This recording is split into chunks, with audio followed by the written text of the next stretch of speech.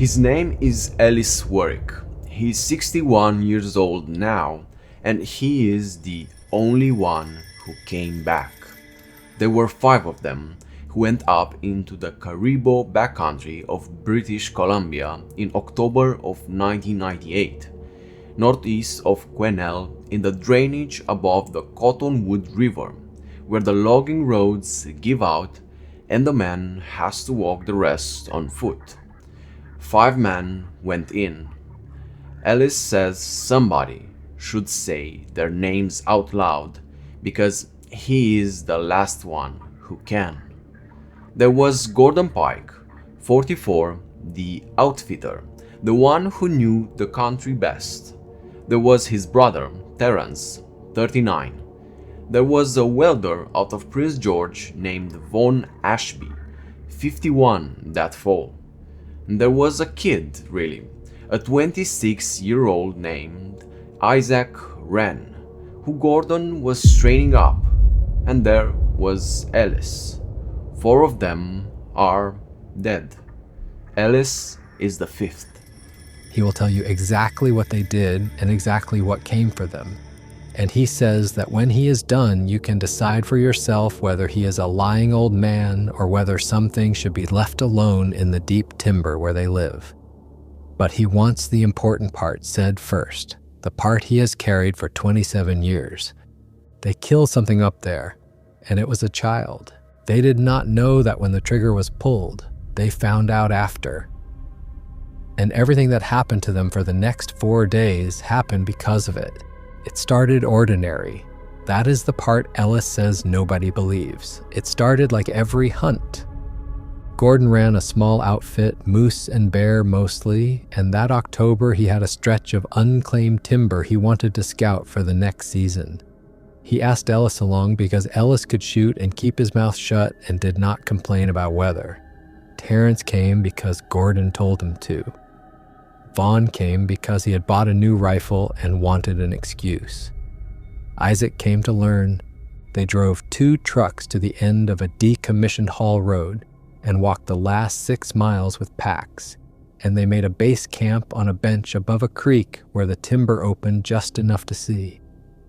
Big spruce, big old-growth fir with trunks a man could not get his arms halfway around. The kind of forest that swallows sound. You talk in there and your voice does not carry, Ellis says. It just stops a few feet from your mouth, like the trees take it. The first 2 days were nothing. They glassed slopes. They saw fresh moose sign and a lot of bear scat and 1 grouse that Isaac missed twice. Ordinary. But there were things Ellis noticed and did not say because you do not say them because saying them makes you the man who says them. He noticed that the second evening the birds quit early, not the way they quiet at dusk, all at once in the afternoon, like a hand had come down over the whole basin. 1 minute the timber was full of the ordinary racket of jays and chickadees, and the next it was not, and it stayed that way. And Ellis sat by the fire that night listening to a silence that had no business being there in a living forest. He noticed a smell near the creek one morning, wet dog and rot, and something under it, sweetish, that he had no word for. Vaughn smelled it too and said it was a bear carcass somewhere upwind, and they left it. But the wind changed twice that day and the smell stayed with them both times, which is not how a carcass works. The 3rd morning, Ellis found the print. In the mud at the creek edge, longer than his boot by a hand's width, and it had toes, 5 of them and a heel, pressed deep, deeper than his own weight pressed. He stood there looking at it a long time before he stepped around it and said nothing. He told himself it was a bear that had slipped, the front and hind track landing together the way they do. He was good at telling himself things. He has had 27 years of practice. That same afternoon, Isaac came back from filling water bottles white in the face, saying there was something across the creek watching him. He said it was standing in the timber on the far bank, tall, dark, not moving. and that when he looked straight at it, it was just a burned snag, a dead tree, and when he looked away, it was a shape again. Gordon laughed at him. Gordon told him the woods play tricks on a tired mind and to drink some water and sit down. But that night, the rock started. Just one, the first night. A single stone thrown from the dark beyond the firelight, landing in the middle of camp between the tents. Not thrown at them, thrown to land among them so they would know it had been thrown. They all heard it come down, and they all looked at each other, and nobody said the thing they were all thinking, and Gordon said it was a squirrel dropping a cone. But a cone does not weigh 2 pounds and does not come in flat and hard from 40 yards out of a black forest. Ellis did not sleep well after that. But he told himself things, he told himself all the things, and in the morning the sun came up and the birds were back for a while, and they went hunting because that is what they had come to do. And telling yourself things is easier in daylight. The kill happened on the 4th day in the last hour of light. They were strung out along a game trail on a north-facing slope, spread maybe 40 yards, still hunting into the wind. Gordon was on point, Isaac behind him, Ellis third, then Vaughn, then Terrence at the tail. Gordon stopped. He put his fist up. Everyone froze. Ahead of him, downhill, in a pocket of alder and young spruce, something was moving. Dark, low to the ground or crouched. It was pulling at something. They could hear it, a wet, tearing sound, and a soft, high sound over it that Ellis did not understand at the time and understands now and wishes to God he did not. Gordon thought it was a bear on a kill. That is what he told the others later in the tent, before everything got bad. He thought it was a black bear feeding, and a bear on a kill is a dangerous thing to walk up on, and he made the call to take it. He raised his rifle, and the thing in the alders stood up. It stood up on 2 legs. It kept standing. It went up and up past bear height, past any height that made sense, 7 feet and then more, and it turned its head, and it was not a bear. Ellis saw the face for less than a second in that failing light. Broad, flat, a heavy shelf of bone over the eyes, a wide flat nose, no muzzle, no snout, a face too much like a man's and too far from one at the same time. Rust dark hair, skin the color of wet ash where the hair thinned at the cheeks, and it was holding something against its chest. Gordon fired. Ellis does not think he decided to. He thinks Gordon's body did it. The thing was huge and close, and it turned toward them fast, and the rifle went off, and the sound in that dead, quiet forest was like the world cracking in half. The thing dropped, just folded down into the alders and did not get up. For a second, none of them breathed. Then Isaac started walking toward it, and Gordon grabbed him, and they all went down together in a knot, rifles up, hearts going like hammers. It was down. It was dead. Gordon's shot had taken it high in the chest, and it had died fast. They stood over it in the last gray light, and none of them could take it in. It was enormous. Lying down, it was longer than any of them was tall, and thick through the chest and shoulders in a way no bear is thick. And the arms were the thing, long and heavy and ending in hands, real hands, 5 fingers, a thumb, calloused pads worn smooth, dirt under the nails. The smell came off it in the cold. That wet dog rot they had chased around all week, and under the smell, close now, was something almost like a person, sweat and skin. That was the thing that turned Ellis's stomach, that it smelled partly like them. Gordon was saying something over and over, some word Ellis never made out. Isaac had his hand over his mouth. Vaughn had backed away and would not come closer.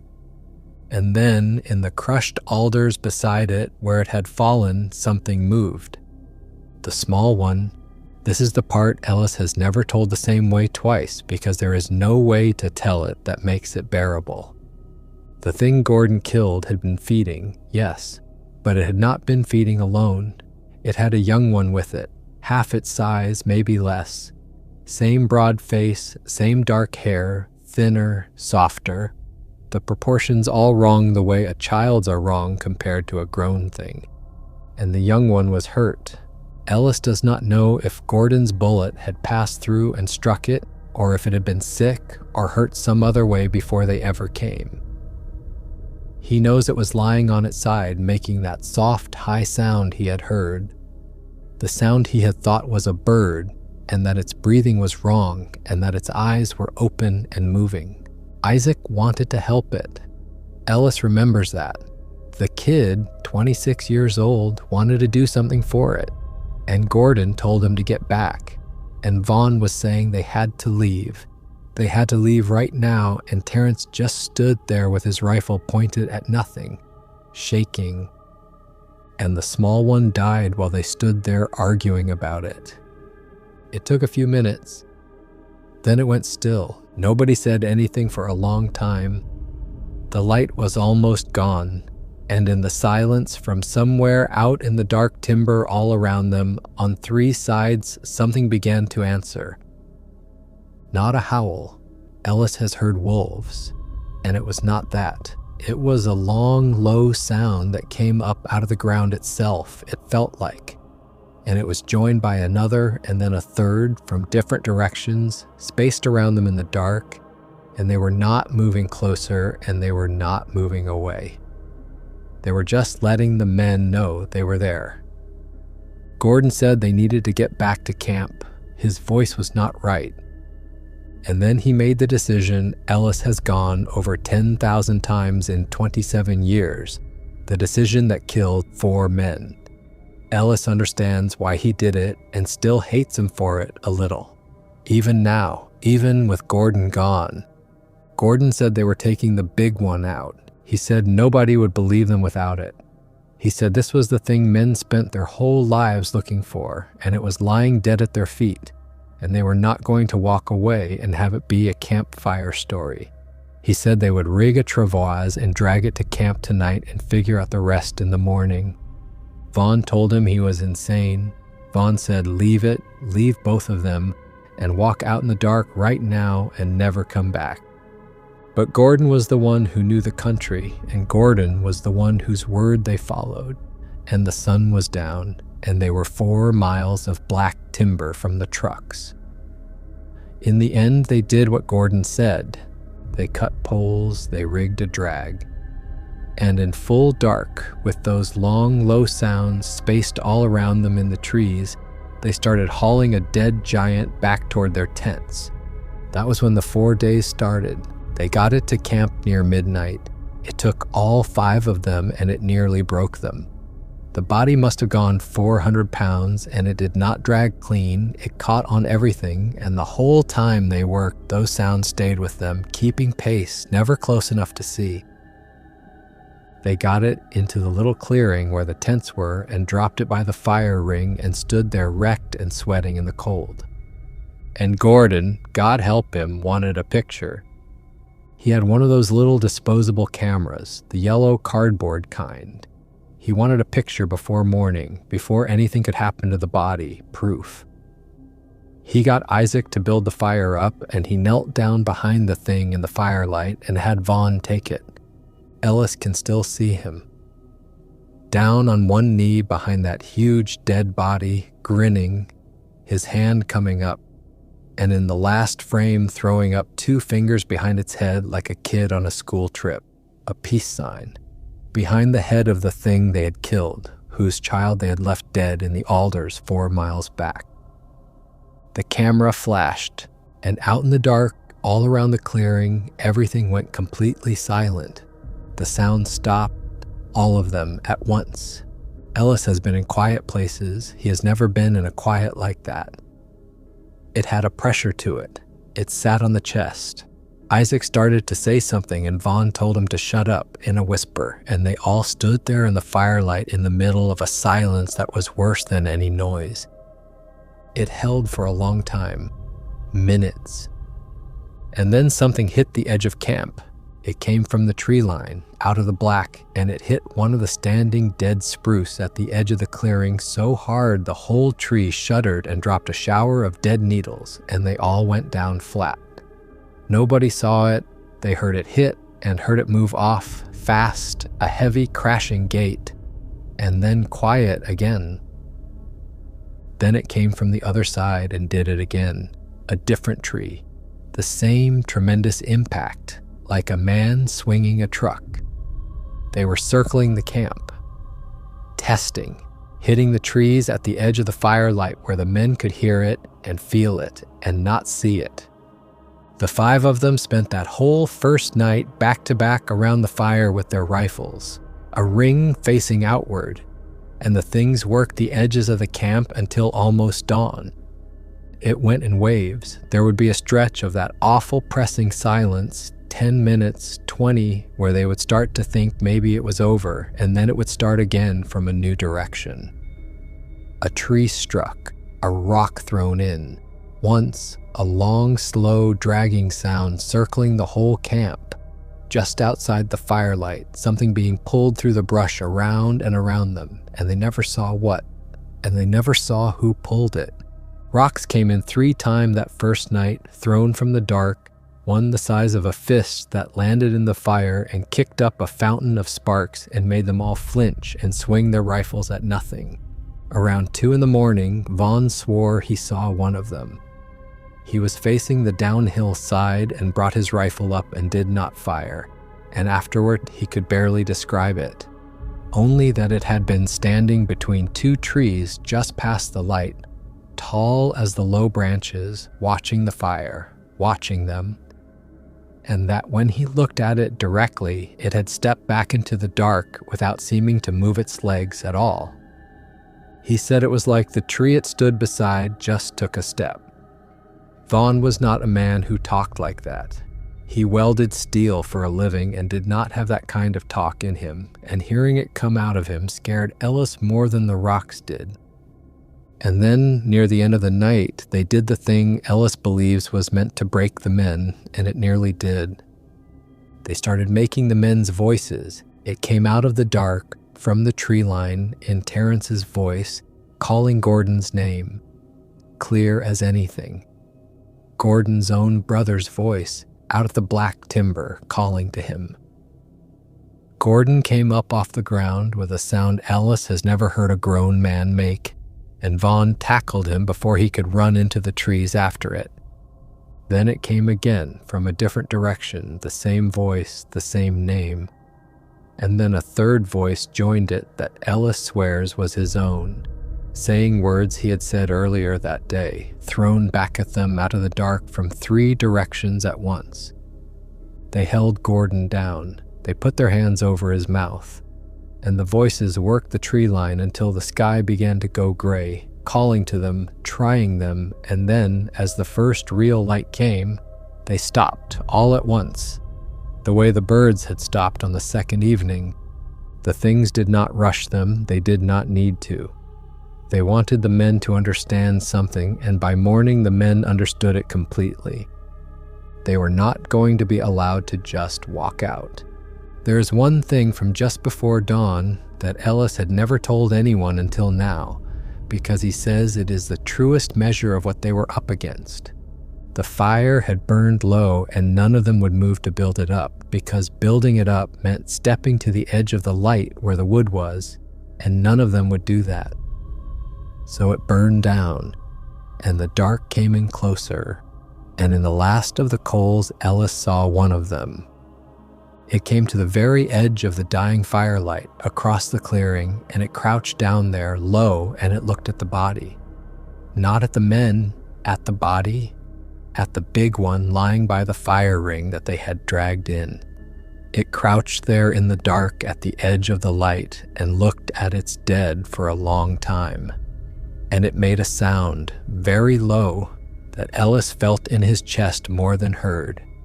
And he understood that he was watching something grieve. He was watching grief. And then it looked up from the body and looked at the 4 huddled men by the coals. and there was nothing in that look Ellis has words for, and it stood and went back into the dark without a sound. That was the last thing that happened before the gray came. Ellis has thought about that crouching shape every day for 27 years. He thinks it was the mother. He thinks they killed her child in the alders and her mate by the fire ring, or her child and her sister, or whatever they are to each other. He does not know their kinds, but he knows grief when he sees it, and he saw it. And he understood in that moment that no plan of theirs was going to matter at all. In the gray first light, Gordon made a plan, and it was a good plan, and it did not matter. They would leave everything, the body, the camp, all of it. They would take their rifles and water and move fast down the drainage to the trucks, 6 miles, and drive out and never speak of it. And if the story died with them, then it died. Gordon had changed overnight. The peace sign was gone out of him. He just wanted them alive.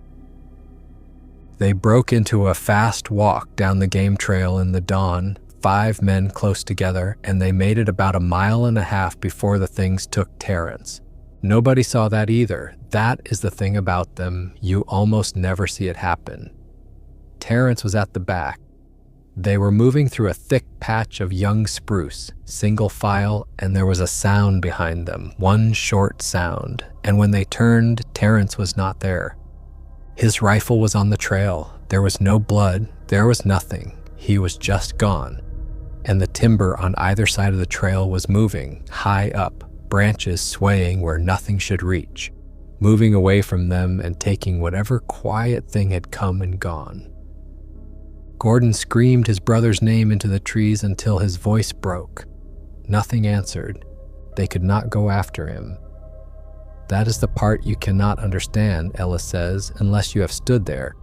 They could not go into that timber after him. They would have been going in one at a time into the exact thing that had just taken a grown man off a trail in the middle of 4 other men without one of them seeing it. Vaughn got Gordon moving. They left Terrence's rifle where it lay, and they went on down the drainage faster now, not walking, moving in a kind of controlled panic, and the timber moved with them on both sides, high up, keeping pace, patient. Ellis says the middle of that day was when he understood what they were dealing with, and understanding it was worse than not knowing. They did not hide. That is the thing. In the middle of the day, in the open light, they let the men see them a little at the edges. A dark shape would move through the timber 100 yards off, upright, too tall, matching the men's pace on the ridge above them. And then it would be gone, and then it would be there again on the other side. There were several. They traded places. They walked the men down that drainage the way men walk a deer to a stand, always at the edge of sight, never once closing while the light was good, and they wanted to be seen because being seen and being unable to do anything about it broke something in each of the men a piece at a time. Vaughn stopped being able to talk. He just moved, and his eyes went everywhere, and his hands shook on his rifle. Gordon kept looking back the way they had come, back toward his brother, and Ellis watched the hope go out of him a little more with every mile, because they both knew Terrence was not somewhere behind them waiting to be found. And the young man, Isaac, kept apologizing. That is the detail Ellis cannot forget.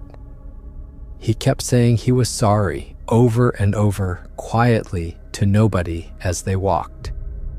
Ellis does not think Isaac even knew he was doing it. He thinks some part of the kid had understood before the rest of them what they had done in those alders, and it was leaking out of him, this apology, to the things in the trees as they walked down toward the creek where the things would take Vaughn. They lost Vaughn at the creek crossing that afternoon.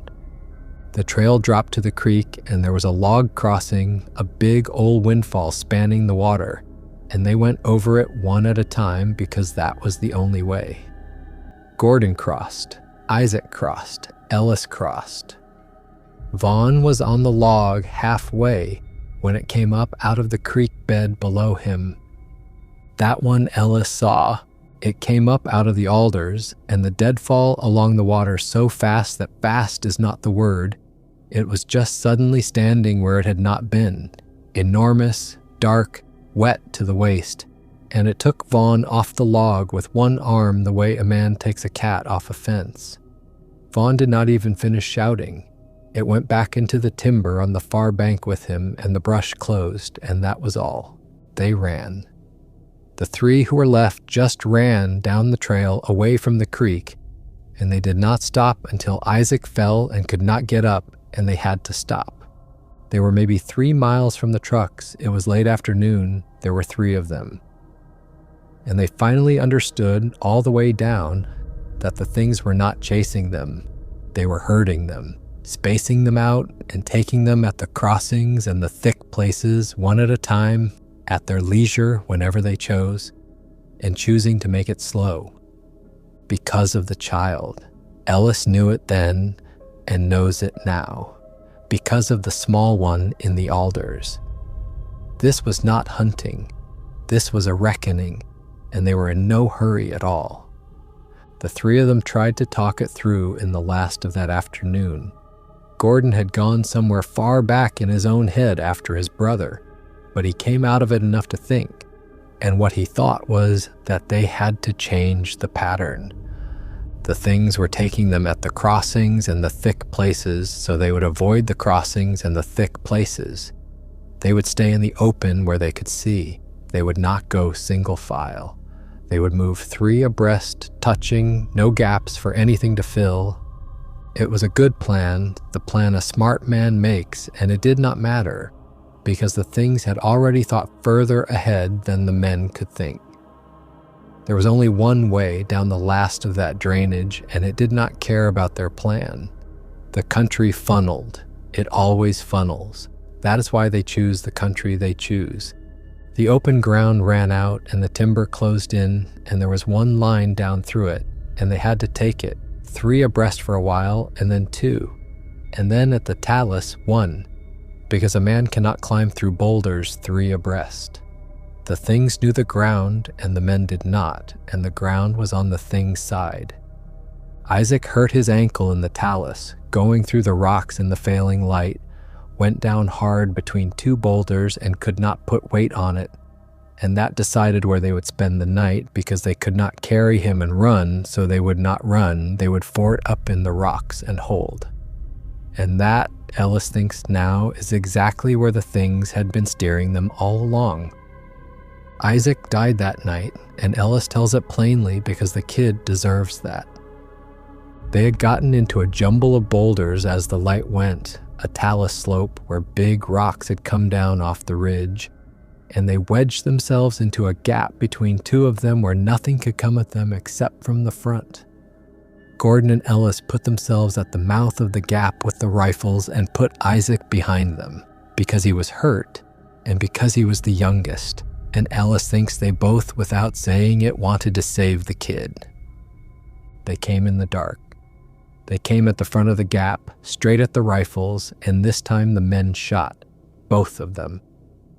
They emptied their rifles into the dark at things they could barely see, huge shapes, and Ellis knows they hit them, knows he hit at least one because it made a sound he still hears, and it did not stop them, and it did not even slow them. And while the men were shooting at the front of the gap, one of the things came over the top of the boulders from behind and took Isaac out of the space between them before either could turn in time. He had time to say one thing. He said Ellis's name. Just his name once, a question, like he could not believe it was happening, and then he was gone up and over the rocks, and the sound of him stopped a little way off in the dark. Gordon and Ellis did not speak for the rest of that night. They sat in the gap in the rocks with empty rifles and a terror Ellis has no words for. And they waited to die, and the things let them wait. Gordon and Ellis made it to within sight of the trucks the next morning, the 5th day, and that is where the things took him. They came down the last slope, and Ellis could see the trucks through the trees, 200 yards off, sitting there ordinary in the gray morning at the end of the old Hall Road, and he remembers thinking they were going to make it, both of them, the two who were left. That is the cruel part. The things let him think it. They had come down off the talus in the first gray light, not speaking. Past speaking, two men emptied all the way out. They had reloaded from what was left in their pockets, a few rounds each. Not that it mattered, not that the rounds had ever mattered. And they had walked the last stretch toward the trucks in a silence that was almost peace, because Ellis thinks they had both stopped believing they would live. And there is a kind of quiet that comes when you stop believing that. And then through the trees there were the trucks, and Gordon made a sound, half a laugh, the first sound like hope Ellis had heard from him in days. And something in Ellis answered it, some animal thing that started to believe again. That was the cruelty of it, that the things gave them that they let them see the trucks and start to hope before the last of it. There was a blowdown across the trail, a big fir that had come down, and they had to go around it. And there was really only one way around, through a thick screen of young growth, and Gordon went first. Ellis heard him go around the root wad, heard him make a sound, small, cut off, not even a shout, just a breath with something in it. And when Ellis came around the root wad 3 seconds behind him, Gordon was gone.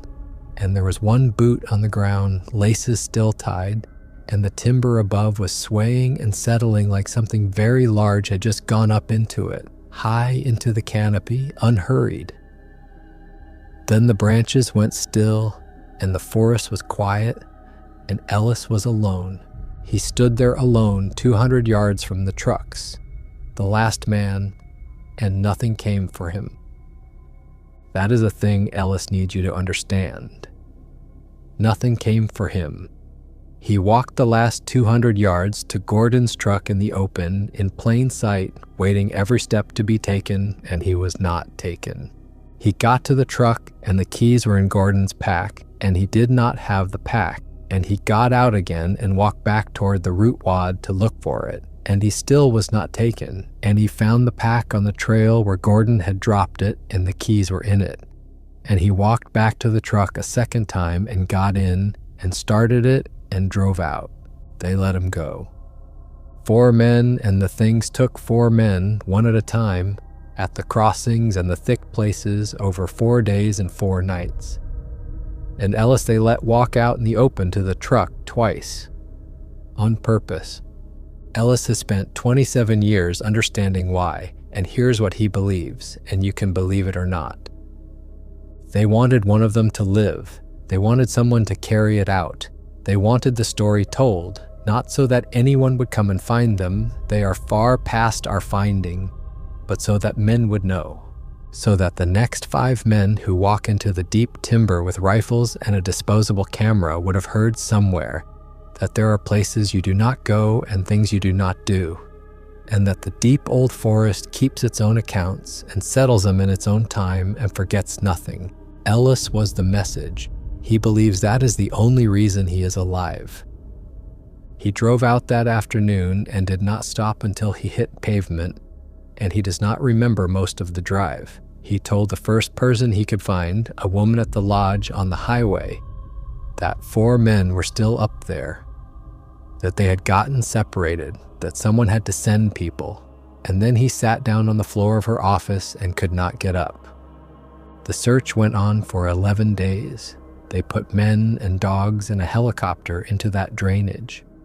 They found the base camp, the tents, the gear, the drag marks where the men had hauled something heavy in the dark, and the fire ring.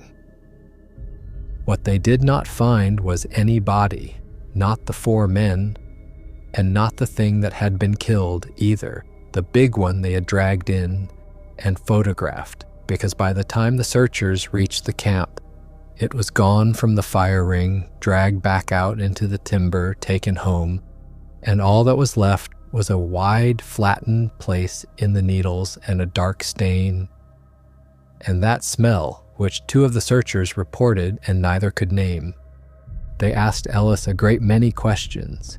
He answered almost none of them truly. He said they had gotten separated in the dark, that he had heard the others and then not heard them, that he had found the truck and gone for help.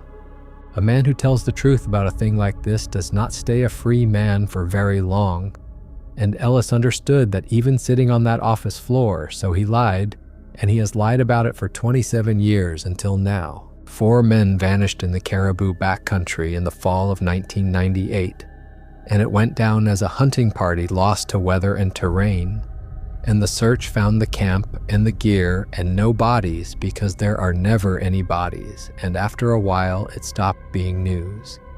The family still write to Ellis some years. He does not answer. There is nothing he could put in a letter that would not sound like the ravings of the man who came back when 4 better men did not. He has the photograph, the one Vaughn took. Gordon on one knee behind the thing in the firelight, 2 fingers up, that grin on his face. It is the only proof Ellis has, and it proves nothing. And he had never shown it to anyone until now, and he is fairly sure it will be called fake within the hour, and he has made his peace with that. He is an old man now. He does not go into the woods anymore. He has not held a rifle in 27 years. People ask him, the few he has ever told, why he thinks it was that particular kill, why that hunt, when men shoot bears and elk in that country every fall and walk out fine. And he tells them the truth, which is that he does not think it was the killing. Men kill things in the woods, and the woods lets them. He thinks it was the child, and he thinks it was the photograph. He thinks if they had left both of them in the alders and walked out in the dark that night, the way Vaughn begged them to, they would all be alive, all 5, old men now with a story they would never tell. He thinks what could not be forgiven was that they knelt down behind the dead and grinned and threw up 2 fingers and let a camera flash in their faces. He thinks there is a line, even for them, even in that ancient country. And the man walked across it grinning, and the things made sure the one they let live would know exactly which line it was. And on quiet nights, at the edge of sleep, Ellis still hears that soft, high sound the small one made, the sound he thought was a bird, and he understands now that it was crying, and he understands that they heard a child crying and posed for a photograph. And he does not expect to be forgiven for that, not by them, not by God, not by the 4 men he walked out and left in the timber. Real or fake, you decide. He fired 1 shot. That is where his story has to start, because everything after came from that 1 shot. And he says if he could take back one thing in his whole life, it would be that. His name is Royce Adler, and in the summer of 2001, he was 34 years old, and he thought he knew what the woods were. He had hunted since he was a boy. He had been alone in wild country dozens of times and never once felt afraid of it. And hold on to that, because the man who walked into that valley and the man who crawled out of that river are not the same man. And the thing that changed between them was 1 shot fired in fear on a green summer afternoon. He lived. That is not the twist. He is here to have his story told. But what living cost, and what he saw, and what came for him for 6 days in a rented cabin on the edge of nothing, that is the story, and then you can decide what you believe. Royce had come off a bad year. His marriage had ended that spring, and the work he did, running heavy equipment on road crews, had dried up, and he had reached the point a certain kind of man reaches, where he believes what he needs is to be completely alone in a large empty place for a while. He says he still half believes it. He still thinks about wild country the way a man thinks about a woman who nearly killed him. He rented a cabin for 2 weeks that August. It was on the Kenai side of things, up a spur road in the coastal forest, the kind of thick, wet green timber where the birch and alder grow close and you cannot see 40 feet in any direction once you leave the road. The nearest anything was a lodge 19 miles back down the spur. The cabin belonged to a man he never met, booked through a listing, cash left in a coffee can under a rock by the door.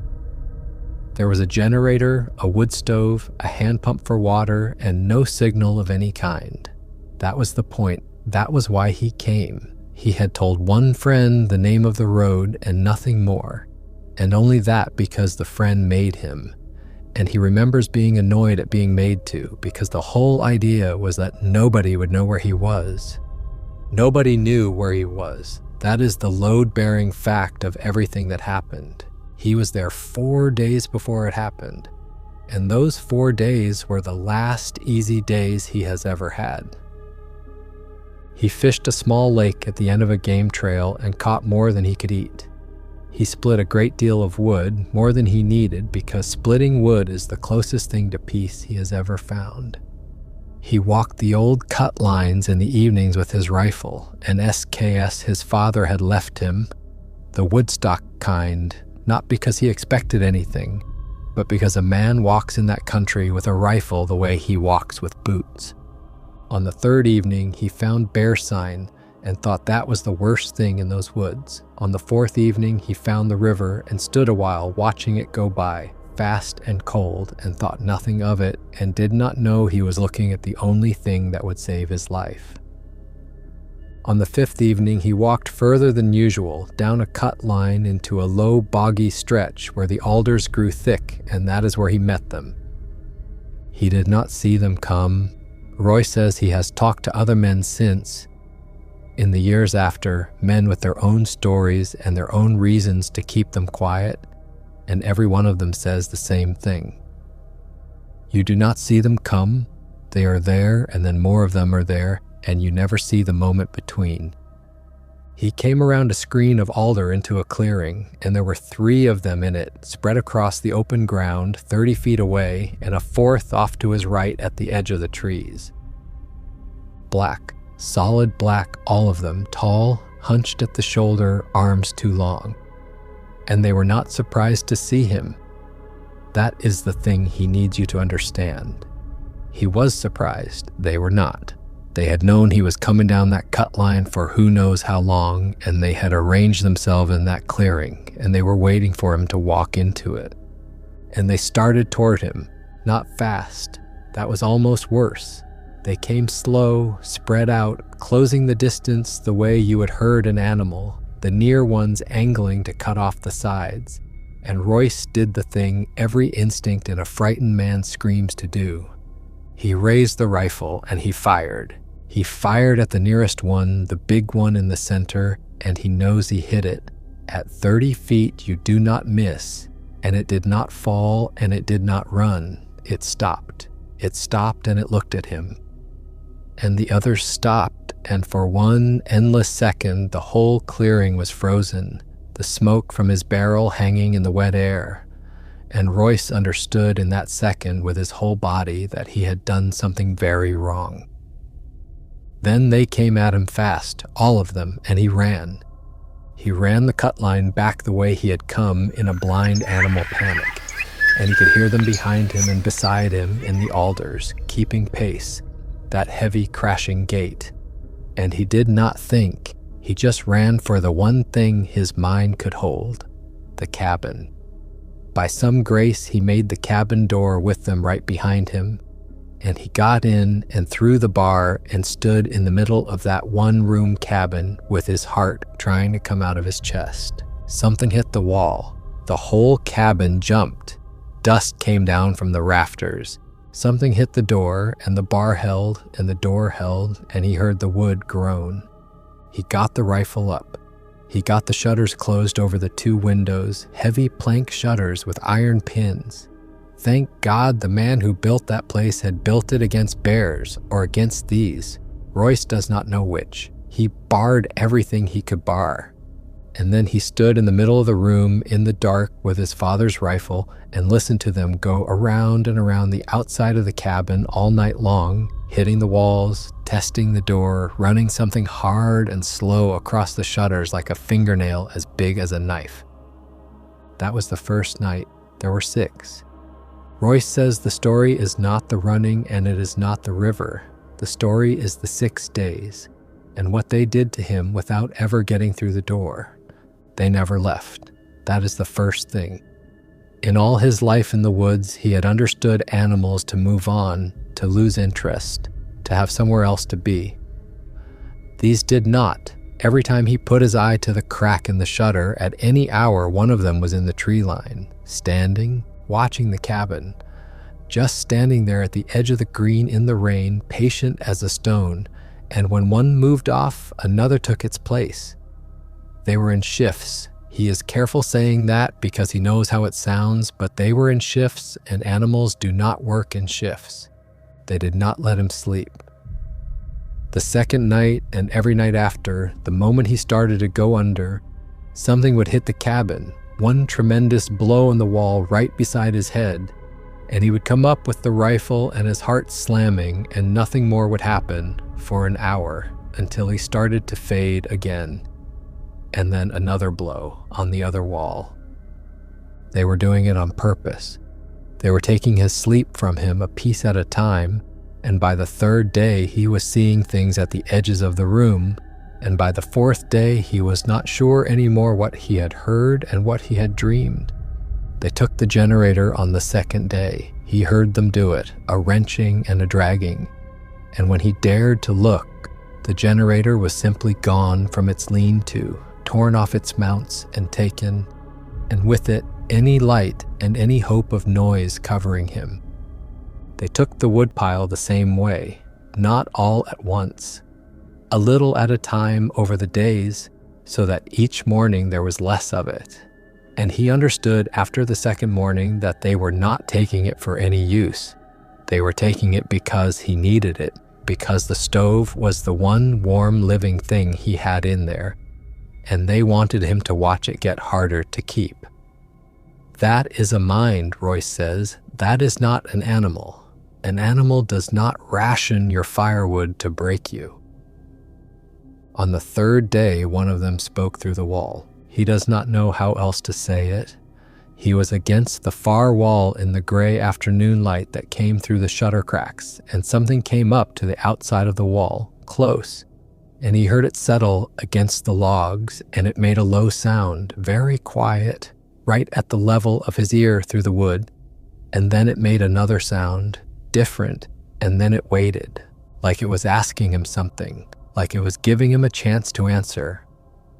And when he did not answer, when he just sat there with his hand over his own mouth to keep from making any sound at all, it hit the wall once, hard, almost gently, the way you would knock a last time on a door you knew someone was hiding behind, and then it moved off. Royce did not sleep at all that night. He prayed instead.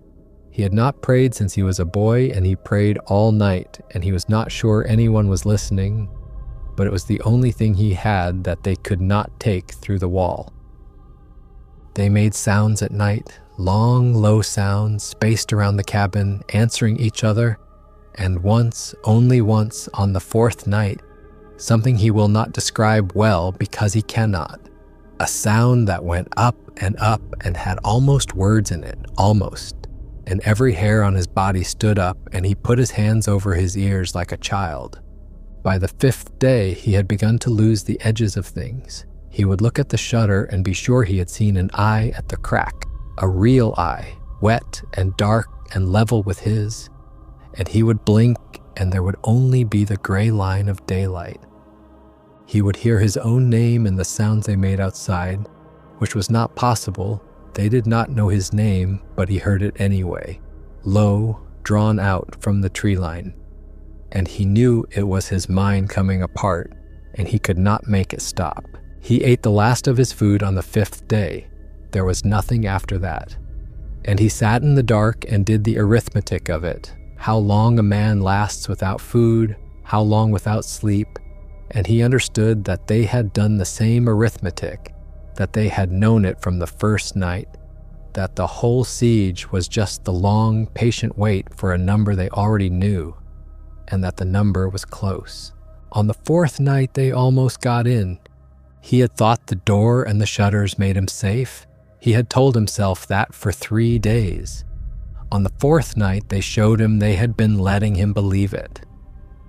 They came at the door all together, more than one, a weight against it that bowed the bar and cracked the frame and lifted the whole front of the cabin, and Royce got his shoulder against the door and his feet against the stove and held it with everything he had left, and he felt on the other side of 2 inches of pine. A strength that made a joke of him, a strength that could have come through that door any moment of any of those days and had simply chosen not to. They held the pressure a long time, long enough for him to understand it completely. And then they let off, slow, deliberate, and the door settled back into its cracked frame, and something outside made a low sound Royce has never been able to think of as anything but satisfaction, and moved away. That was when he stopped believing the door was keeping them out. The door was not keeping them out. Nothing he had was keeping them out. They were out because they had not yet decided to be in. And the only thing standing between him and whatever they meant to do was their own patience, and their patience was going to outlast him. He had 4 days of food and made it 6. He had the hand pump inside, thank God, so he had water. But by the 5th day, he was starving and had not truly slept in 5 nights, and he had begun to understand that they were not going to leave, and that no one was coming because no one knew where he was, because that had been the whole entire point. He was going to die in that cabin, slowly, and they were going to wait outside until he did. That was the plan, and it was working, and it had all started with 1 shot. There is one more thing from before the drone, and Royce says it is the thing that finally made him stop being only afraid and start being something that could act. On the 5th night, they brought something to the door and left it.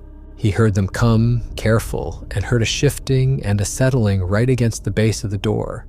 And then they moved off, further than they had moved in days, and it was so unlike everything else that he made himself, at first light, opened the door a hand's width against the bar to look down at the sill. They had left the generator parts, his generator, the one they had torn off its mounts on the 2nd day, broken apart, the pieces laid at his door. And laid among the pieces, arranged, not dropped, arranged, were other things. A boot that was not his, a strip of red cloth, a belt buckle green with age. The leavings, he understood, of other men, men who had been where he was, men whose things these creatures had kept, the way a man keeps what is left of the deer on the wall, and had brought now to lay at his door so he would understand exactly how this ended, so he would see the previous chapters of the same story laid out on his own doorsill in the gray morning light. He shut the door, he sat down against it, and something in him that had been only afraid for 5 days went very cold and very clear, and he thought plainly that he was not going to be a belt buckle at the next man's door, not without trying everything, not without dying on his feet doing something. That is when he got up and tore the cabin apart for the last time, all the way floor to loft. And on the 6th day, he found the drone. It was up in the loft under a tarp behind a broken chair, a hard plastic case, and in the case was a drone. One of the camera drones, a quadcopter, the kind people fly for pictures. It belonged to the owner, some hobby of the man Royce never met. The battery was dead, but there was a charger, and though the generator was gone, there was a small hand crank emergency charger for a phone in his own pack. He sat in the dark on that 6th day and hand-cranked a phone charger into a drone battery for what felt like 100 years, a little at a time watching the tiny light, and he made a plan. The plan was insane, and it was the only plan he had. The drone was loud. He remembered that from watching people fly them, that high, angry whine, and he remembered too that these things, whatever they are, they attend to sound above almost everything. They had spent 6 days using sound against him. He was going to use it against them. The hand crank was the worst part. It was never meant to fill a drone battery, and Royce sat in that dark cabin starved and shaking and half out of his mind and cranked it. Hours. His arm gave out, and he switched arms, and it gave out too, and he switched back. The little indicator light on the battery crawled. Outside, they hit the walls when he started to fade, and he welcomed it now. He welcomed the blows, because each one woke him enough to crank a little more, and he laughed at that once, a bad laugh, alone in the dark, that the thing keeping him alive was the thing sent to kill him. He got it to what looked like half. It would have to be enough, because his arm would not do any more, and neither would the rest of him. The plan was to fly the drone out of the cabin, out the door, away from him, down the cut line, and make it loud and make it move, and pray that they went after it, all of them, the way a dog goes after a thrown thing. And in the seconds, while they were looking the wrong way, he would run. He knew where he was running. On his walks that first easy week, he had found the river, a fast, cold, glacial river maybe 400 yards behind the cabin, down a slope through the timber.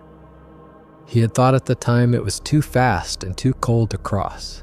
Now it was the only door out of the trap because it went somewhere, down and out to where the country opened, and water carries you, and water does not leave a trail a nose can follow. He got the battery to something like half a charge as the light started to go on the 6th day. And he decided he could not wait for night and could not wait for dark and could not wait 1 more hour, because 1 more hour and he would not have the strength to run at all. He opened the door at dusk with the drone in his hands, and Royce says he has never in his life been so afraid. There were at least 3 of them in the tree line that he could see. He did not look hard for the rest. He turned the drone on and its lights came up and its motors screamed to life in his hands. That high, angry whine filled the clearing, and every dark shape at the edge of the trees turned toward it at once. He threw it up and forward and worked the little controller with shaking hands and flew it out over the clearing, away from him, down the cut line to the south. Low, loud, wobbling, a screaming, blinking thing tearing off through the dusk. And he put everything he had into making it interesting, swooping it, buzzing the tree line. And he watched over the top of the controller as 3, then 4, then more dark shapes broke from the trees and went after it. They went after it, it worked. They went south after the screaming light, fast, that terrible speed. And for about 4 seconds, the way behind the cabin, the way to the river, was open. He dropped the controller and he ran. He ran down the slope through the timber toward the river with no rifle. He had left it. He had left everything, running with empty hands and no breath in legs that had not truly worked in 6 days. And behind him, almost at once, he heard the note of the whole forest change. He heard the drone's whine stop, cut off, and he heard a sound go up behind him that was rage, pure rage, and he heard them come. They had figured it out in seconds. They came after him down the slope, and they were faster than him, so much faster, and he could hear them closing, and he did the only thing left. He ran straight off the cut bank at the river without slowing down, and he jumped. The water hit him like a wall. Glacial melt, so cold it stopped his heart for a beat, and the current took him at once, hard, faster than a man can run, and pulled him under and rolled him, and he did not fight it because he had no fight left. He just went with it, down and down the cold black river in the last of the light. Royce does not remember much of the river, and what he remembers he does not fully trust. He remembers the cold most of all. It was not like being cold. It was like being struck all over at once, a cold that reached into the middle of him and squeezed, and his body wanted to gasp, and if he had gasped, he would have drowned in the first 3 seconds, and some old animal part of him clamped his throat shut against the water while the rest of him screamed. He remembers going under and not being able to find up. The river was fast and dark and turned him over and over, and there was no surface, only black cold water in every direction. And he remembers the specific horror of not knowing which way to reach. He remembers hitting a rock with his shoulder so hard his arm went dead, the whole left side of him numb and useless, and thinking, with a strange, flat calm, that he was now a one-armed man in a river that took strong two-armed men, and that this was the end of it.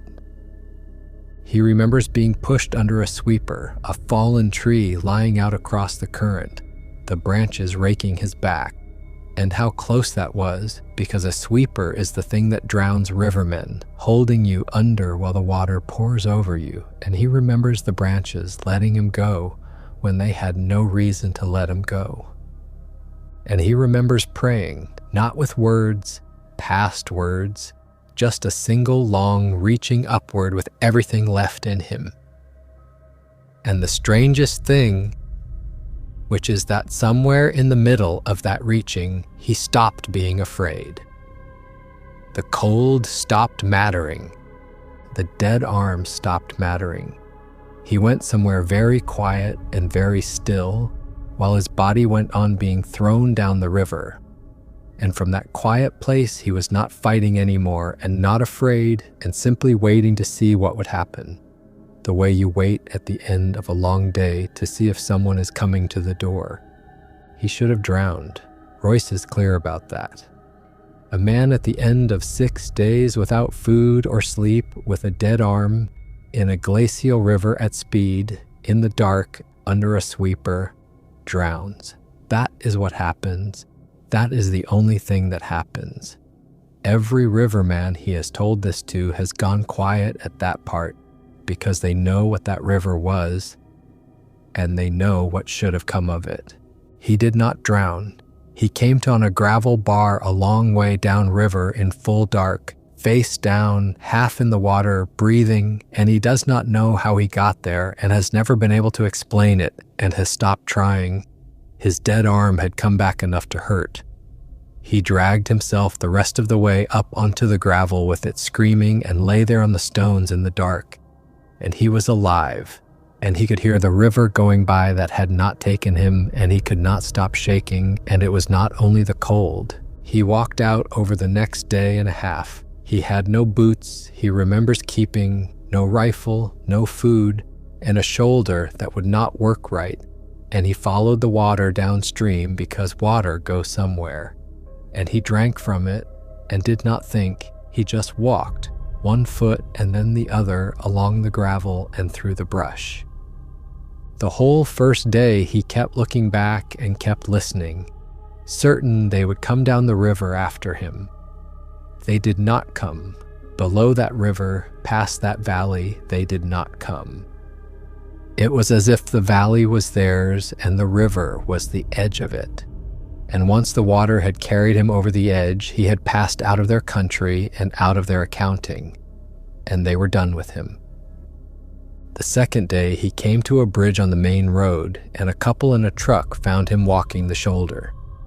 They told him later they had almost not stopped because they could not at first understand what he was, this gray, starved, shaking thing that had come up out of the trees, more like a drowned animal than a man. He told them he had gotten lost. He told the troopers he had gotten lost. He told the doctor who treated him for exposure and a separated shoulder and 6 days of starvation that he had gotten lost on a hike and fallen in the river. And the doctor looked at him a long moment because none of it added up. A lost hiker does not look the way Royce looked, but he wrote down what Royce said. What else was there to say? Royce went back once, years later, with 2 other men in daylight and no intention of leaving the truck. The cabin was still there. His rifle was still inside it, right where he had left it, and his pack and the empty drone case in the loft. Nobody had touched any of it. The listing was long gone by then. He does not think that place was ever really rented to anyone but him.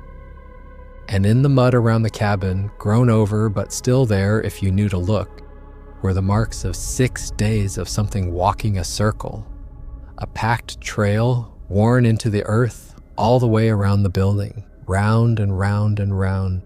Royce keeps coming back to the one shot. Everyone he has ever told this to wants to know about the river and the drone and the 6 days, and those are the parts that sound like a story, but they are not the story. The story is the one shot. He has gone over it 10,000 times if he had not raised the rifle, if he had stood still, if he had backed away with his hands down and his eyes down and let them do whatever it was they had actually come to do, which he no longer believes was to harm him, because if they had wanted to harm him, they had 6 days and 1 door of pine boards to do it through, and they did not. He thinks they came to look at him. He thinks that is all it was at the start. 4 of them come to look at the man walking down the cut line, curious, the way anything is curious, and he raised a rifle and fired into the middle of them and hit one of their own, and everything. The 6 days, the drone, the river, all of it was the price of that. He does not know if the one he shot lived. He has prayed that it did. He has prayed for it more than for almost anything. This thing he was raised to believe was a legend and a lie. And he does not fully understand his own prayers, and he says them anyway. Royce has met other men since. It is a thing that happens when you carry something like this. You find the others, or they find you quietly at the edges of things. Men with their own valleys and their own 6 days and their own reasons never to go back. They do not talk about it much, even to each other, but every one of them has the same look, and every one of them has come to the same 2 conclusions. The first is that these things are not what we were told they are, not animals and not monsters, a people, old and hidden and terrible when they are wronged, but a people, with their young and their dead and their grief and their patience. And there is a way to be in their country that keeps a man alive, and Royce did not know it, and he raised a rifle. The second is that he was let go, not that he escaped. Let go. The drone, the river, the prayer, all of it. And at the end, he walked out with his life, and he has never been able to believe that a people who could hold a door shut with a man's shoulder against it and choose not to come in could not have taken him any hour of any of those 6 days. They chose not to. And the closest he has come to understanding why is this, that he fired 1 shot in fear and hit one of their own, and they made him live through every consequence of it, all 6 days and the river and the years of not sleeping. And then they let him carry it out so that he would tell it, so that the next man down the cut line might lower his rifle instead of raising it.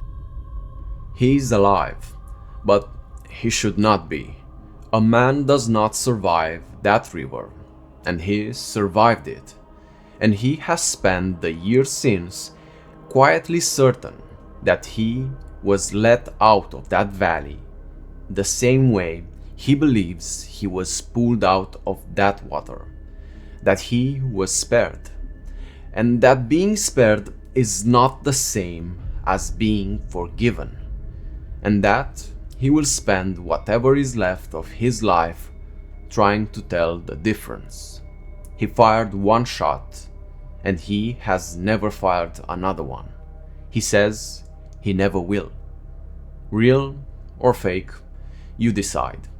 I'm Alex, and I hope you enjoyed listening to this one. Thank you, and I will see you in the next one.